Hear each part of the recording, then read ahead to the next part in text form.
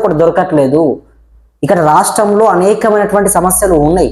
So మరి ముఖ్యమంత్రి గారు ఈ సమస్యలను వాళ్ళ దృష్టికి తీసుకెళ్తా ఉన్నాడా? ఒకవేళ తీసుకెళ్తే మరి సమస్యలు ఎందుకు పరిష్కారం కావట్లేదు?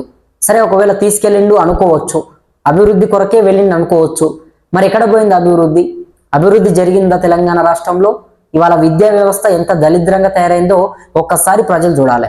మొత్తం ఎక్కడికక్కడ రాష్ట్ర వ్యాప్తంగా కూడా విద్యార్థులు తినడానికి ఆహారం కూడా సరిగ్గా లేదు. పాఠశాలలో ఫుడ్ పాయిజన్లు అయి చాలా మంది కూడా ఆసుపత్రుల పాలవుతా ఉన్నారు.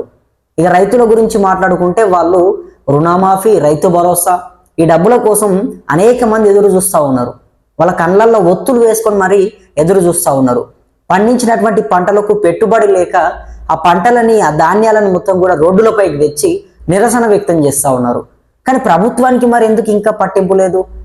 ఇక అవుట్సోర్సింగ్ ఉద్యోగుల గురించి మాట్లాడుకుంటే వాళ్ళకైతే అసలు 6 నెలల నుంచి జీతాలు రాలేదు. ఇక నిరుద్యోగుల గురించి మాట్లాడుకుంటే, నిరుద్యోగుల కష్టాల గురించి మాట్లాడుకుంటే వాళ్లకు అనేక హామీలు ఇచ్చింది కాంగ్రెస్ పార్టీ. నిరుద్యోగులకు, తర్వాత ఎవరైతే అవుట్సోర్సింగ్ ఎంప్లాయీస్ ఉన్నారో వాళ్లకు, మరి అవుట్సోర్సింగ్ ఎంప్లాయీస్ దాదాపు 2 నుంచి 4 లక్షల మధ్యలో ఉన్నది. అంతమంది ఎంప్లాయీస్ ఉన్నారు.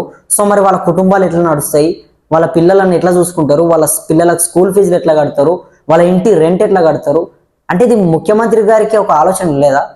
ఈ మంత్రులందరికీ, ఎమ్మెల్యేలందరికీ, వీళ్ళందరికీ కూడా ఈ జీతాలు ఆపేసి ఫస్ట్ ఆఫ్ ఆల్ అవుట్సోర్సింగ్ ఎంప్లాయీస్కి కాస్త జీతాలు వేసే ప్రయత్నం చేయండి. ఇవాళ వాళ్ళంతా నానా అవస్థలు పడతా ఉన్నారు.